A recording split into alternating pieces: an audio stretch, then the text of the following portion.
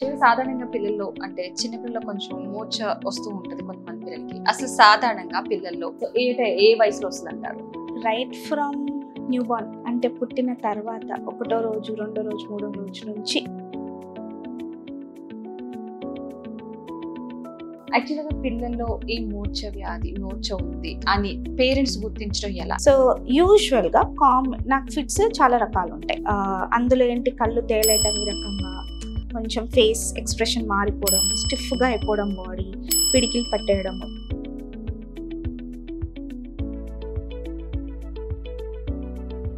ఈ ఫిట్స్ కి చికిత్స అనేది అంటే పూర్తిగా క్యూర్ చేయడానికి ఉందంటారు? అసలు ఇది డిఫికల్ట్ క్వశ్చన్. ఆ క్వశ్చన్ ఈజీ, ఆన్సర్ డిఫికల్ట్. ఎందుకంటే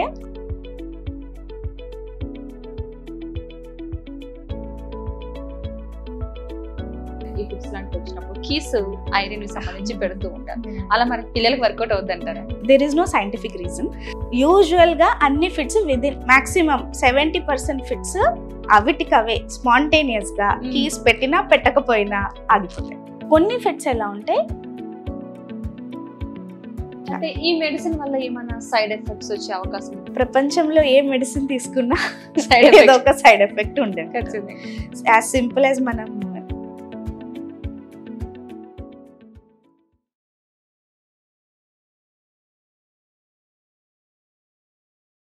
నమస్తే, వెల్కమ్ టు బిఆర్కే. నేను పద్మ. ఈ రోజు మనతో పాటు స్టూడియోలో ఉన్నారు పెడియాట్రిక్ న్యూరాలజిస్ట్ అయినటువంటి డాక్టర్ కీర్తి గారు.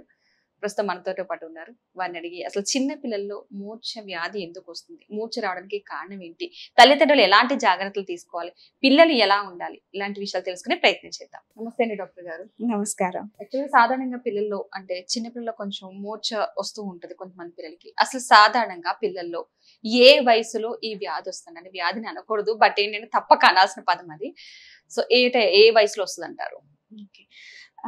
మూర్ఛలు లేదా కామన్ గా మనం దాని ఫిట్స్ లేకపోతే సీజర్స్ ఇలా అంటాము.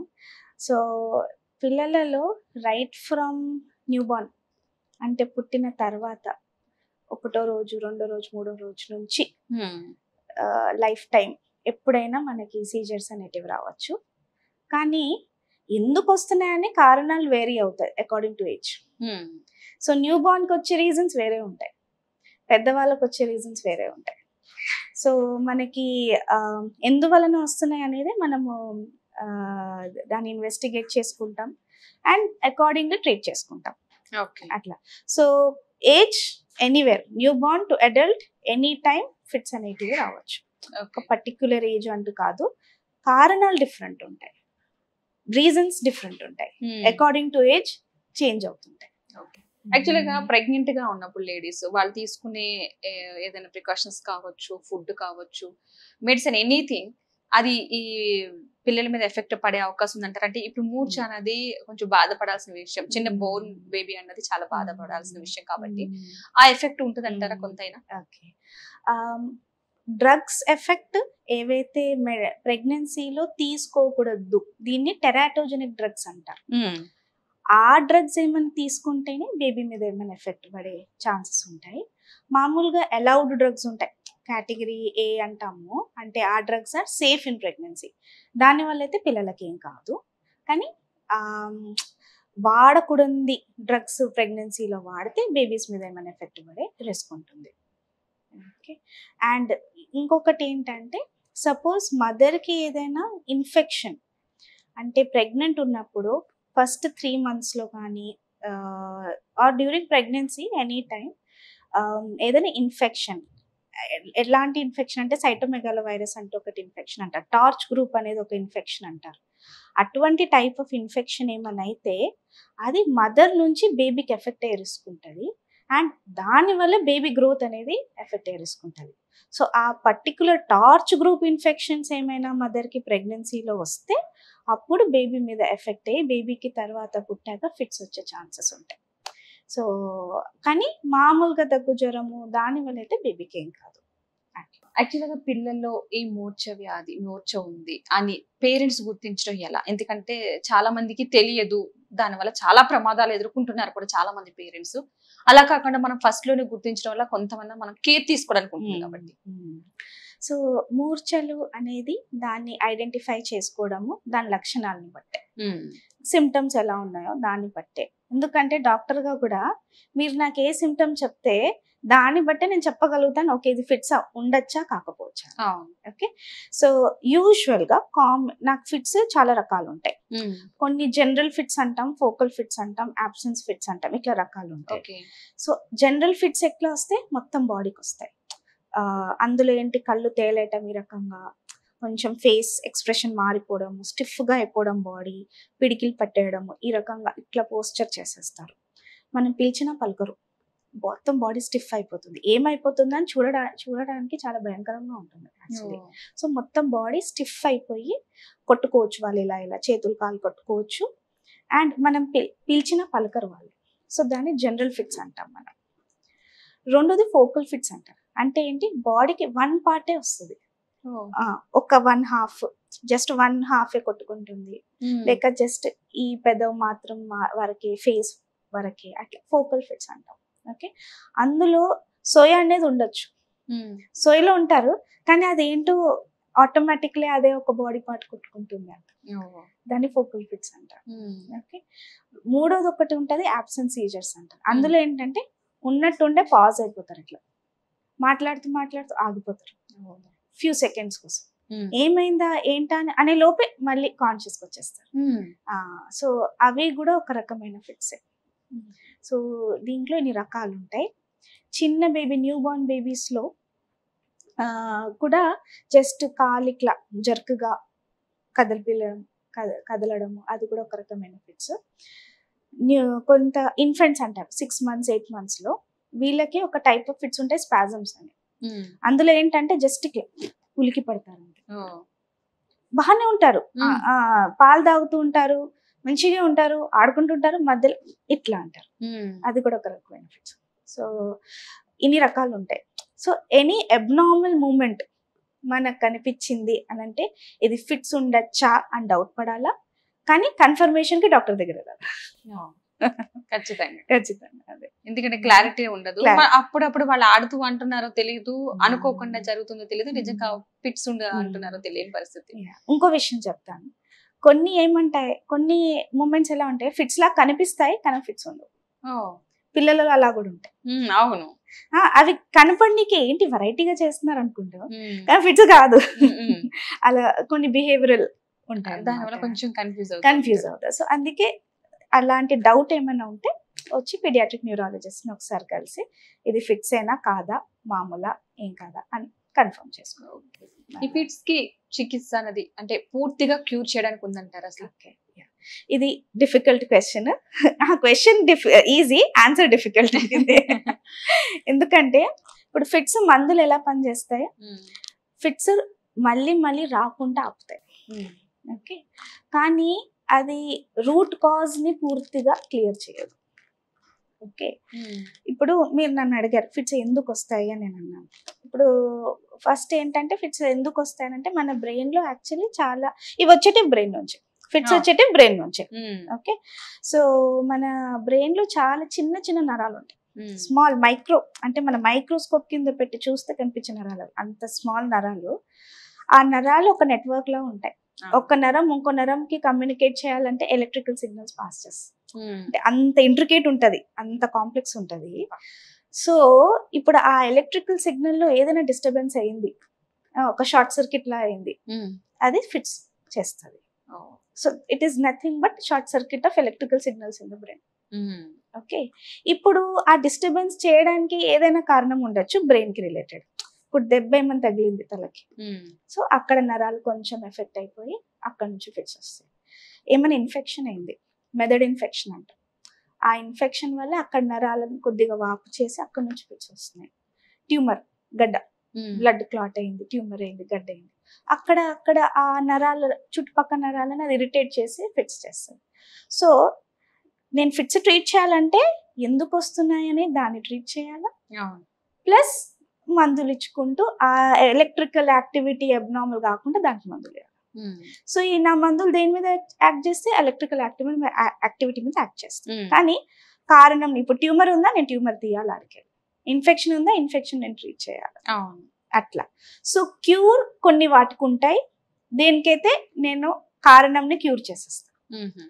కొన్ని ఎట్లా ఉంటాయంటే ఏ కారణం లేకుండా వచ్చే ఫిట్స్ ఉంటాయి, అవి జెనెటిక్ కారణాల వల్ల వచ్చేటివి. సో అందులో మీరు స్కాన్ చేయండి, టెస్ట్లు చేయండి, అన్ని నార్మల్ ఉంటాయి, కానీ అయినా వాళ్ళకి ఫిట్స్ వస్తుంటాయి బికాస్ ఆఫ్ జీన్స్, ఏదో జెనెటిక్ రీజన్ వల్ల. సో వాళ్ళకి కంప్లీట్ గా క్యూర్ చేయలేము మనము, కానీ మందులు ఇచ్చేసి ఫిట్స్ రాకుండా కంట్రోల్లో ఉంచుతాం. అంటే వాళ్ళు రెగ్యులర్ లైఫ్ లీడ్ చేసుకోవచ్చు, కానీ మెడిసిన్ తీసుకుంటూ ఉంటాం కంప్లీట్ గా. అది ఫస్ట్ మనం అంటే వాళ్ళు వచ్చిన ఫిట్స్ ని బట్టి చెప్పేయచ్చు. ఇంకా లైఫ్ లాంగ్ మెడిసిన్ వాడాలి, లైఫ్ లాంగ్ లేక 2 years లేక 2 years, కొన్ని వాటికి 2 weeks ఇస్తాం, కొన్ని వాటికి 3 months 6 months ఇస్తాం, కొన్ని వాటికి 2 years ఇస్తాం, కొన్ని వాటికి లైఫ్ లాంగ్. సో దేని మీద డిపెండ్ అవుతావు, కారణం మీద డిపెండ్ అవుతుంది ఎందుకు వస్తున్నాయి అట్లా. చాలా మందికి సడన్ గా ఇప్పుడు మనం అనుకున్నప్పుడు పిల్లలకి అలాగే ఫిట్స్ ఉందని తెలిసి ఉండొచ్చు పేరెంట్స్ కి, ఫర్ సపోజ్ అంటే వాళ్ళకి తప్ప మిగతా వాళ్ళకి తెలియదు ఉంది, అప్పటికప్పుడు తీసుకుంటే అంటే ప్రెసెంట్ ఫిట్స్ వచ్చిన బాబు కానీ పాప కానీ పడిపోతే అక్కడ ఉన్న వాళ్ళు ఏదైనా చేయడానికి ఇమీడియట్ గానే హాస్పిటల్ తీసుకెళ్ళడానికి టైం పడుతుంది, బట్ వాళ్ళు అక్కడ ఏదో ఒకటి చేసి వాళ్ళైతే నార్మల్ పర్సన్ చేయాలి కదా, అలాంటివి ఏమైనా ఉన్నాయంటారా? సో దీన్ని first aid for seizure. First aid ఏం చేయాలి, ఇప్పుడు సపోజ్ సడన్ గా మీకు అనిపించింది, యూజువల్లీ పబ్లిక్ ప్లేసెస్ లో అలా సడన్ గా ఎవరైనా పడిపోతున్నారు అట్లా అంటే ఆ క్షణానికి మీరు ఏం చేయాలి, ఫస్ట్ అవాయిడ్ క్రౌడింగ్. అందరు ఏదో అయిపోయిందని అందరు జనాలు ముందు వచ్చేస్తారు, కానీ క్రౌడింగ్ కొద్దిగా అవాయిడ్ చేసుకోవాలా, ఎందుకంటే ఇంపార్టెంట్ అనేది ఆక్సిజన్ అందడం, గాలి అందడం చాలా ఇంపార్టెంట్. అందరు క్రౌడింగ్ చేసేస్తే గాలి ఇంకా ఊపిరి అందదు. So avoid over crowding. అబ్బాయిని కానీ అమ్మాయిని కానీ ఏమైనా టైట్ క్లోత్స్ ఏమైనా ఉన్నాయి అనుకోండి, కాలర్ బటన్స్ ఏమైనా ఉన్నాయి, లూజన్ అవుట్ చేయాలి, సో దట్ బ్రీదింగ్ ఈజీ అవుతుంది. అండ్ వాళ్ళని లెఫ్ట్ సైడ్ కి తిప్పి పడుకోబెట్టాలి, రికవరీ పొజిషన్ అంటాం దాన్ని. ఇటు సైడ్ తిరిగి 1 leg 1 hand లెఫ్ట్ సైడ్ కి తిరిగి రికవరీ పొజిషన్ లో పెట్టాలా. ఎందుకు అలా పెడతామంటే ఒక్కొక్కసారి నోటి నుండి నురుగు రావటము అవన్నీ ఉంటాయి, సైడ్ కి తిప్పితే అంటే సైడ్ కి పడిపోతుంది, అది వెనకాలకి వెళ్ళదు, అది వెనకాలకి వెళ్తే ఊపిరితిత్తుల్లో వెళ్ళే రిస్క్ ఉంటుంది. సో అందుకే సైడ్ కి పడుకు పెడతాము. ఏమైనా టైట్ క్లోత్స్ అంటే లూజన్ చేసేస్తాము, ఏమైనా షార్ప్ ఆబ్జెక్ట్స్ ఉంది చుట్టుపక్కల, బ్యాగ్స్ ఏదైనా షార్ప్ ఆబ్జెక్ట్ ఉంది ఇది దూరం చేసేస్తాను, ఎందుకంటే వాళ్ళు ఒక్కొక్కసారి కొట్టుకుంటారు, దెబ్బలు తాకుతాయి దాని. సో అట్లా ఎన్వైరన్మెంట్ క్లియర్ చేసేసి అప్పుడు మీరు call for ambulance, call for help. మామూలుగా ఇది వరకు అంటే మనకి చూసినంత వరకు కొంతమందికి ఈ ఫిట్స్ లాంటివి వచ్చినప్పుడు కీస్ ఐరన్ కి సంబంధించి పెడుతూ ఉంటారు, అలా మన పిల్లలకి వర్కౌట్ అవుద్ది అంటారా? Actually there is no scientific reason keys పెట్టడం వల్ల ఫిట్స్ ఆగుతాయని సైంటిఫిక్ రీజన్ అయితే ఏమీ లేదు. ఓకే యూజువల్ గా అన్ని ఫిట్స్ విదిన్ మాక్సిమం 70% ఫిట్స్ అవిటికవే స్పాంటేనియస్ గా కీస్ పెట్టినా పెట్టకపోయినా ఆగిపోతాయి 5 minutes లోపు. 5 minutes లోపు 70% ఫిట్స్ అవిటికవే వచ్చినప్పుడు ఆగిపోతాయి. మనకు అనిపిస్తుంది కీస్ వల్ల ఆగిపోయిందని, కానీ నేను కీస్ పెట్టకున్నా కూడా చాలాసార్లు అవిటికవే ఆగిపోతాయి 5 minutes లోపు. కొన్ని ఫిట్స్ ఎలా ఉంటాయి 5 minutes కన్నా ఎక్కువ అవుతాయి. సో అవి కొంచెం రిస్క్ చేస్తాయి, బ్రీదింగ్ కి కానీ మెదడుకి కానీ దానికి రిస్క్ చేస్తాయి. సో 5 minutes లోపు చిన్నగా వచ్చేసే ఫిట్స్ వచ్చి వెళ్ళిపోవడం వల్ల అంత ప్రమాదం ఉండదు, ఎక్కువ సేపు వచ్చే ఫిట్స్ ఎక్కువ ప్రమాదం చేస్తాయి అట్లా. కానీ మాక్సిమం 70% అలా చిన్నగా వచ్చి వెళ్ళిపోయే టైపే ఉంటాయి. సో మనకు అనిపిస్తే కీస్ వల్ల తగ్గిపోయింది, కానీ అవి ఆటోమేటిక్లీ తగ్గిపోతాయి. అవే కీస్ పెడుతూ ఉంటారు చాలా సార్లు విన్నాం చూసి, ఏంటంటే అది ఎంత వరకు వర్కౌట్ అవుతుంది అనేది ఒక క్లారిటీ లేదు, బట్ ఉన్న సిచ్యువేషన్స్ కి వాళ్ళు అలా హ్యాండిల్ చేస్తారు. ఓకే, ఏ పిల్లలకైతే ఈ మూర్ఛ వస్తుందో వాళ్ళు లైఫ్ సాధారణంగా గెటింగ్ చేయొచ్చు అంటారా? ఎందుకంటే వాళ్ళు కొంచెం ఇబ్బంది పడుతూ ఉంటారు కాబట్టి. సో చాలా మట్టుకుగా ఇప్పుడు కొంతమంది పిల్లలలో ఫిట్స్ అనేది ఒకటే ప్రాబ్లం ఉంటుంది, మిగతా ఏ ప్రాబ్లం ఉండదు. బ్రెయిన్ డెవలప్మెంట్ కి సంబంధించి అంటే నడక, మాటలు, చదువు అవన్నిట్లో బాగుంటారు, కానీ ఫిట్స్ అప్పుడప్పుడే వస్తున్నాయి, ఆ రకంగా ఉంటాయి. వీళ్ళు మెడిసిన్ తీసుకుంటూ నార్మల్ లైఫ్ లీడ్ చేయొచ్చు. ఓకే, మేమేం చెప్తాము, ఒక ప్రికాషన్ ఏంటంటే ఒంటరిగా సైకిల్ తీసుకొని వెళ్ళిపోవద్దు, అక్కడ ఏమైనా మళ్ళీ ఫిట్స్ లాగా వస్తే ఇంజురీస్ అవ్వచ్చు, దెబ్బలు తాకొచ్చు, కాబట్టి అలాంటివి చేయొద్దు. ఒంటరిగా స్విమ్మింగ్ పూల్లో దిగడం బికాస్ అక్కడ ఏమైనా అటాక్ వస్తే మళ్ళీ ప్రమాదం అవ్వచ్చు అనేసి అట్లా. సో ఈ 2 యాక్టివిటీస్ కొంచెం సూపర్విజన్ లోనే, అంటే అడల్ట్ అక్కడ ఉండాలి, ఎంబడి చేయండి, చేయొద్దని కానీ అడల్ట్ సూపర్విజన్ లోనే చేయండి అన్నట్టు అంటాము. But they can lead normal life medicine తీసుకుంటూ అట్లా. కానీ కొంతమంది పిల్లలకి ఫిట్స్ తో పాటు వేరే ఇష్యూస్ కూడా, అంటే డెవలప్మెంట్ లేట్ ఉండడము, చదువులో కొద్దిగా స్లో ఉండడము, ఆ రకంగా కూడా కొన్ని అడిషనల్ ఇష్యూస్ ఉంటాయి. వాళ్ళు కొద్దిగా వెనకాల పడతారు. ఇవి వంశపారపర్యంగా చాలా మందికి మూర్ఛలు అనేవి వస్తూ ఉంటాయి. వాటికి పర్మనెంట్ సొల్యూషన్ ఉండదు అంటారు, ఎందుకంటే వంశపారపర్యంగా వచ్చింది కాబట్టి ఇంక వీళ్ళు కూడా కంటిన్యూ చేయాల్సిందే అంటారా? ఒక ఫుల్ స్టాప్ ఉండదా? సో దీన్ని జెనెటిక్ ఎపిలెప్సీస్ అంటారు. ఇవి యూజువల్లీ జీన్ ప్రాబ్లమ్స్ వల్ల వస్తాయి. కానీ దీనికి మెడిసిన్స్ వాడుకోవాల్సి ఉంటుంది. కానీ పర్మనెంట్ క్యూర్ అంటూ కొద్ది కష్టం. క్యూర్ అనేది కష్టమే. ఓకే, ఇంకోటి ఏంటంటే ఇది ఎపిలెప్సీ. దీని ఎపిలెప్సీ ఇప్పుడు సీజర్స్ వేరు, ఎపిలెప్సీ వేరు. ఎపిలెప్సీ ఏంటంటే సీజర్స్ మళ్ళీ మళ్ళీ వస్తే అది ఎపిలెప్సీ అంటాం.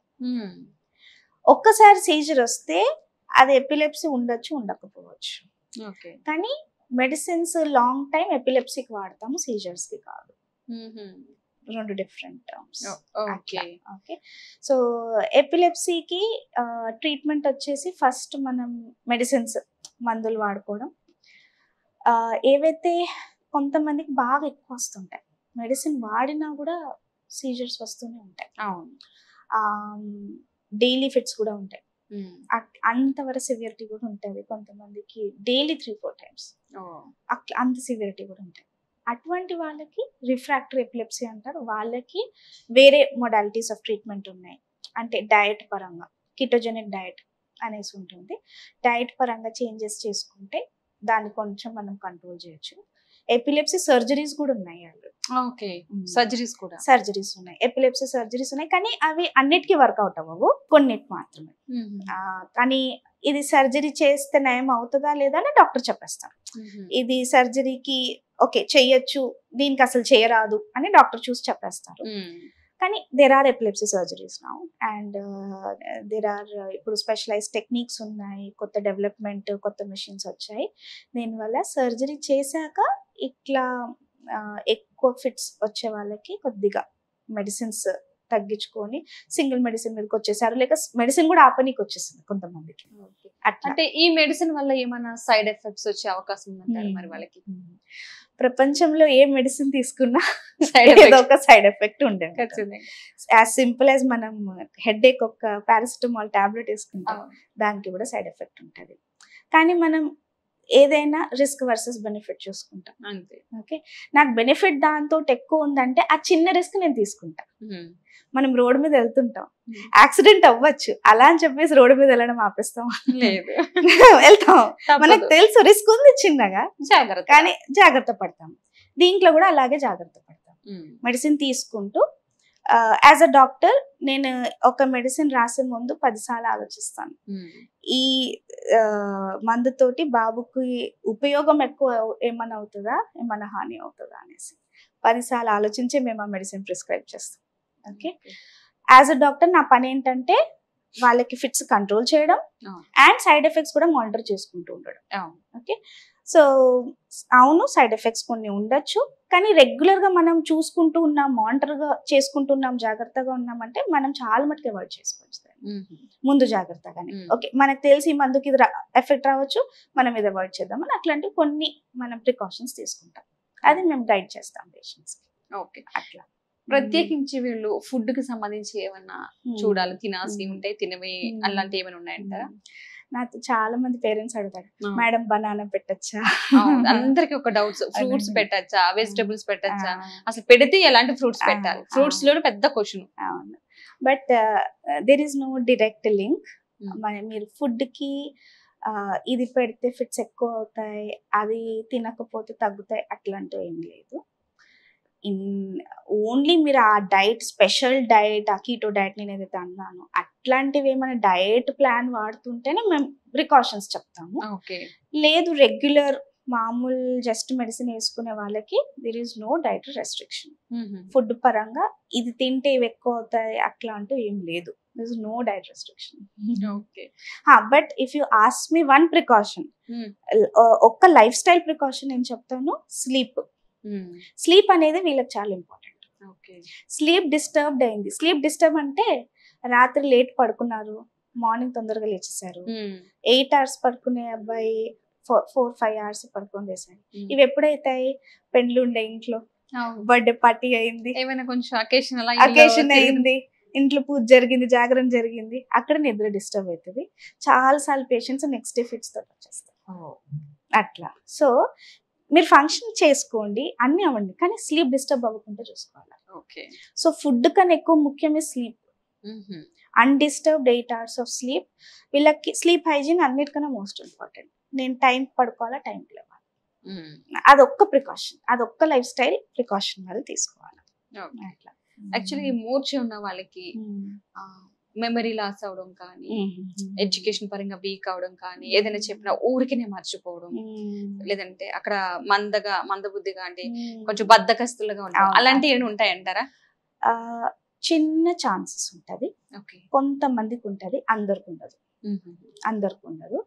బట్ వెరీ స్మాల్ ఛాన్స్, చిన్న ఛాన్స్ ఉంటది. కానీ ఒక్కొక్కసారి మనకి ఫిట్స్ అనేటివి మెడిసిన్స్ తో బాగా కంట్రోల్ ఉందంటే ఇవి కూడా ఇంప్రూవ్ అవుతాయి. ఏజ్ పెరిగే కొద్దీ ఇంప్రూవ్ అవ్వచ్చు. కానీ కొంతమందికి కొంచెం డిఫికల్టీస్ ఉంటాయి. కానీ దాన్ని కూడా మనం ట్రైనింగ్ ద్వారా వాళ్ళకి అర్థమయ్యేటట్టు చెప్పి స్పెషల్ ట్రైనింగ్ ఇచ్చేసి వాళ్ళని కూడా మనం ఫార్వర్డ్ కి తేవచ్చు. లైక్ ఎప్పటికీ వెనకాల ఉండిపోతారు అని అట్లా కాదు. ఓకే, కొంచెం డిఫికల్ట్ ఉన్నా కూడా వాళ్ళని మనం నేర్పించుకుంటూ కొంచెం స్పెషల్ ట్రైనింగ్ ఇచ్చుకుంటూ మనం వాళ్ళని ఎంకరేజ్ చేయొచ్చు అట్లా. కానీ అందరికి ఉండదు, కొంతమందికి ఉండొచ్చు, కొంతమందికి ఉండకపోవచ్చు అట్లా. బట్ ఇట్స్ నాట్ రూల్ కాదు. ఇది ఉంటే నీకు ఖచ్చితంగా ఇలా ఉంటది అనేసి రూల్ కాదు. ఈ మూర్ఛలు అనేవి మెదడుకి ఏమైనా హాని చేస్తాయంటారా? సో ఏవైతే ఫిట్స్ 2-3 times వచ్చాయి, తక్కువ వచ్చాయి, సింగిల్ మెడిసిన్ తో కంట్రోల్ అయిపోయాయి, అవి పెద్దగా హాని చేయవు. ఏ ఫిట్స్ అయితే ఎక్కువ సేపు వస్తాయి, మోర్ దెన్ 30 minutes, అరగంట కన్నా ఎక్కువ ఫిట్స్ రావటం, గంట వరకు ఫిట్స్ రావటం, అంతసేపు వచ్చేటివి బ్రెయిన్ కి డ్యామేజ్ చేస్తాయి. ఏవైతే కంటిన్యూస్ గా లోపల మేము ఈజీ అనే ఒక టెస్ట్ చేస్తాం, ఈజీలో బాగా డిశ్చార్జెస్ కనపడుతున్నాయి, ఈజీ చాలా అబ్నార్మల్ ఉంది, కంటిన్యూస్ గా ఫిట్స్ కనపడుతున్నాయి లోపల, ఆ సిచ్యువేషన్ లో బ్రెయిన్ మీద ఎఫెక్ట్ పడుతుంది. కానీ సింపుల్ గా 2-3 వచ్చాయి, ఎప్పుడో ఒకసారి వచ్చాయి, ఒక్క మెడిసిన్ తీసుకుంటున్నాము, కంట్రోల్లో ఉంది, దానివల్ల ఇంకా సివియర్ సిచ్యువేషన్ లోనే అది డ్యామేజ్ చేస్తుంది. Very severe and rare situations. Okay, actually పిల్లల్లో మనం ఎక్కువగా చూసేది ఫీవర్, జ్వరం అని. పుట్టిన బేబీ దగ్గర నుంచి ఎంత తక్కువ చేసినా సరే మంత్లీలో 1 or 2 times పడే పేరెంట్స్ ఉంటారు. మంత్లీ 1 time అయినా సరే ఖచ్చితంగా వచ్చి తీరుతుంది. వాళ్ళు పర్మనెంట్ డాక్టర్ని ఒకళ్ళు పెట్టుకోవాలి ఫిక్స్డ్ గా. సో ఎందుకంటారు అంటే వాటిలో కూడా ఏమైనా రకాలు ఉంటాయా? ఎందుకు బాడీకి పడక ఎందువల్ల అలా ఫీవర్స్ వస్తూ ఉంటాయి పిల్లలకి, చిన్న పిల్లలకి? సో చిన్నపిల్లల ఇమ్యూనిటీ కొద్దిగా తక్కువ ఉంటుంది. అండ్ ఈ రిపీటెడ్ ఇన్ఫెక్షన్స్ ఏవైతే కామన్ గా వస్తుంటాయి పిల్లలకి, these are usually viral infections, bacterial కాదు. ఎన్నిసార్లు బ్యాక్టీరియల్ ఇన్ఫెక్షన్ అయితే నేను వరీ అవుతా. Viral infections because every time ఒక వైరస్ ఫీవర్ చేసిపోతుంది, అది బాడీలో ఇమ్యూనిటీ క్రియేట్ చేసిపోతుంది. అట్లా సో ఇమ్యూనిటీ కొంచెం తక్కువ ఉంటుంది పిల్లలలో, కాబట్టి రికరెంట్ గా ఆ జ్వరము వైరల్ ఇన్ఫెక్షన్స్ వల్ల ఉంటాయి. ఏజ్ పెరుగుతున్న కొద్దీ ఆ ఇమ్యూనిటీ స్ట్రాంగ్ అవుతుంది కాబట్టి అవి కూడా ఆటోమేటిక్లీ తగ్గిపోతాయి. కానీ ఈ ఫీవర్స్ మరి ఎక్కువ రావటం అంటే 4-5 days అయిపోయింది, ఫీవర్ తగ్గట్లేదు, సిక్ అయిపోతున్నాడు, తినట్లేదు, డల్ అయిపోతున్నాడు, హాస్పిటల్కి అడ్మిట్ చేయాల్సి వస్తుంది, అట్లా ఫ్రీక్వెంట్ గా అవుతుంటే అప్పుడు నేను వరి చేస్తాను. అదర్వైజ్ ఈ కామన్ గా చిన్న జ్వరం 1-2 రోజులు ఉంది, బాబు తింటున్నాడు, యాక్టివ్ ఉన్నాడు, కొంచెం జ్వరం ఉంది, these are viral infections. So దానికి పెద్ద టెన్షన్ పడాల్సిన అవసరం లేదు. It's a part of the growth process అనుకోవాలంటే. ఎక్కువగా చిన్న పిల్లల్లో కనిపించే నరానికి సంబంధించిన ఇలాంటి వ్యాధులు వస్తూ ఉంటాయి. మోస్ట్ కామన్ నేను చూసేది ఫెబ్రైల్ సీజర్స్. ఫెబ్రైల్ సీజర్స్ అంటే జ్వరంలో హై టెంపరేచర్, హై అంటే 102, 103 అంత టెంపరేచర్ లో ఒక్కొక్కసారి పిల్లలకి ఫిట్స్ వస్తాయి. ఎందువలన వస్తాయంటే ఆ హై టెంపరేచర్స్ వాళ్ళు తట్టుకోలేరు కాబట్టి. బ్రెయిన్ కొద్దిగా ఇమ్మెచ్యూర్ ఉంది, సో ఆ హై టెంపరేచర్స్ లో కొద్దిగా నరాలు యాక్టివేట్ అయిపోయి ఫిట్స్ లాగా చిన్నగా వచ్చేస్తుంది. కానీ ఇవి ఓన్లీ జ్వరంతోనే వచ్చాయి అనుకోండి, అవి ఏజ్ తో పోతాయి. 6 సంవత్సరాలు, 6 నెలల నుండి 6 సంవత్సరాల మధ్యలో ఉంటుంది, ఏజ్ పెరిగితే పోతుంది. అట్లా ఈ యూజువలీ ఇవి హై టెంపరేచర్స్ 100 కన్నా ఎక్కువ ఉన్న టెంపరేచర్స్కి వస్తాయి, చిన్నగా వస్తాయి, ఒక 1-2 minutes ఉంటాయి, దాని తర్వాత పిల్లలు యాక్టివ్ అయిపోతారు. అట్లా సో దానికి కూడా మేము కొన్ని ప్రికాషన్స్ చెప్తాము, అలా రిపీట్ అవ్వకుండా ఏం చేయాలో అని ప్రికాషన్స్ చెప్తాము.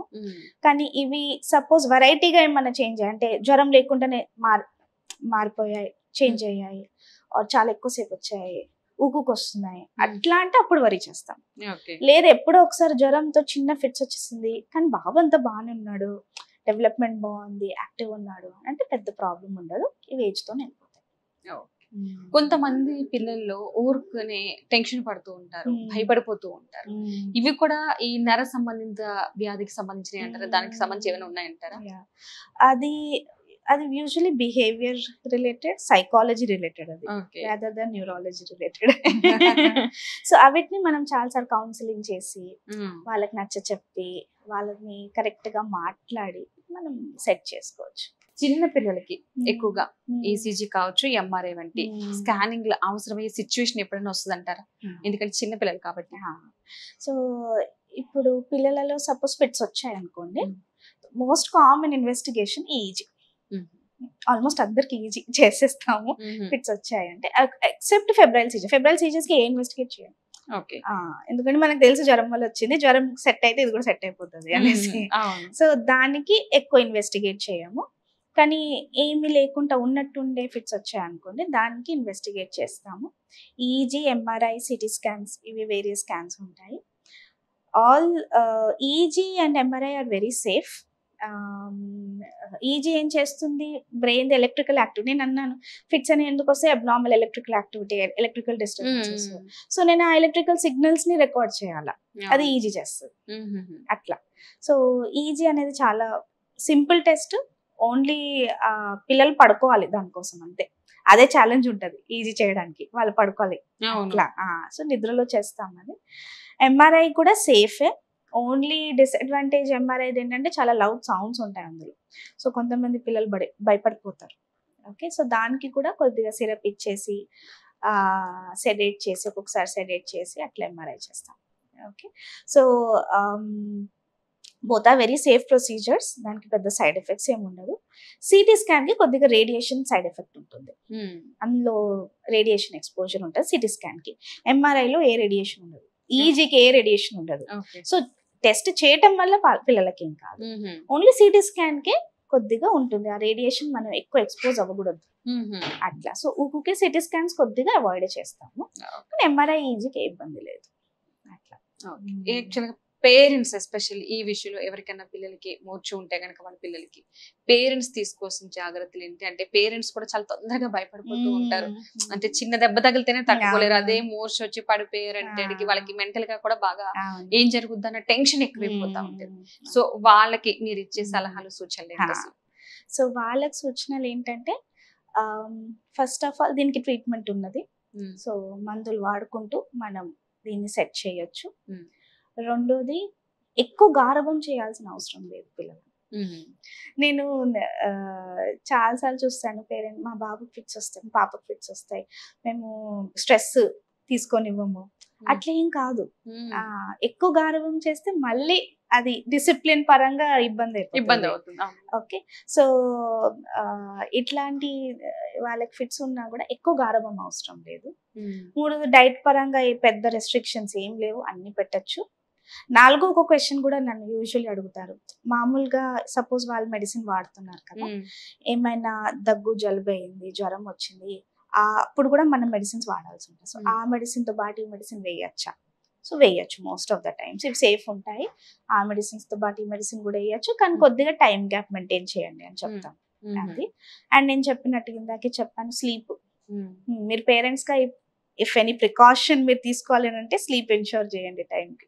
అదే మెయిన్ నేను చెప్తాను. ఒకటే one take home message. Special గా కాకుండా నార్మల్ గా చూసిన వాళ్ళకి తొందరగా నేను ఒక స్పెషల్ అన్న ఫీలింగ్ కూడా పోతుంది. అట్లా కూడా ట్రీట్ చేయదు. నీకేదో ఉన్నది, నీకేదో ప్రాబ్లం ఉన్నది, బికాస్ ఆ ఐడియా వాళ్ళతో ఆ లైఫ్ లాంగ్ ఉంటుంది. చిన్నప్పుడు నేను ఐడియా పెట్టేసాను అనుకోండి, ఆ ఐడియా ఇవ్వకుండా నీకేం కాలేదు, నువ్వు ఒక మెడిసిన్ తీసుకుంటున్నావు, నీలో అండ్ వేరేలో అదొక్కటే డిఫరెన్స్ ఉంది, నీకు ఒక మెడిసిన్ ఉంది అంతే, నీకేం పెద్ద మేజర్ ప్రాబ్లము ఇట్లా ఏం లేదు అన్నట్టుగానే అట్లా కండిషన్ చేయాలి. కానీ నీకేదో డిజీజ్ ఉంది, ఇది అందుకే నీకు ఏది కావాలంటే అది ఇచ్చేస్తాం, మూర్ఖత్వం అయిపోతుంది. అండ్ నేను ఒక స్పెషల్ అనుకుంటారు, ఆ స్పెషల్ కాస్త నేను కలవకూడదేమో అన్న దగ్గరికి వెళ్ళిపోతారు. అలా మరీ ఎక్కువ ప్రికాషన్స్ అవసరం లేదు అని అంటాను అట్లా. బికాస్ అదే నేను మోస్ట్ కామన్లీ చూస్తాను చాలా మంది పేరెంట్స్ లో. థ్యాంక్ యూ డాక్టర్ గారు, థ్యాంక్ యూ సో మచ్, మంచి వివరాలు అందించారు. Thank you so much. Thank you.